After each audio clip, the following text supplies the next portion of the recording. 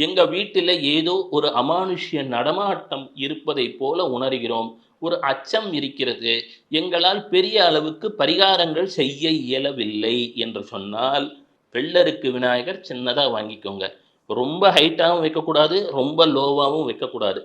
ஒரு ஃப்ரிட்ஜ் இருக்குன்னு வச்சுக்கோங்களேன், ஒரு ஃப்ரிட்ஜ் மேலயோ, இல்ல ஒரு கப்போர்ட்லயோ நடந்தா பார்க்குற டிஸ்டன்ஸ்ல வெள்ளருக்கு விநாயகரை வைத்து விட்டாலே வீட்டிலே அமானுஷ்ய நிகழ்வுகள் குறையும். இதைத் தவிர என் குருநாதர் மற்றொன்றையும் சொல்லித் தருவார். எப்படின்னா, இந்த படிகாரக் கல்லு அப்படின்னு கேட்டா இருக்கும். அதுக்குன்னு பெருசா வாங்கக்கூடாது. சின்னதா ஒரு படிகாரக் கல்லு. ரொம்ப கம்மி விலையில தான் இருக்கும். அத வாங்கி ஏதோ ஒரு கப்போர்ட்லயோ எங்கேயோ வச்சுருங்க. வாரத்துக்கு ஒரு நாள் அதை தூக்கி குப்பை தொட்டியிலே போட்டு விடுங்கள்.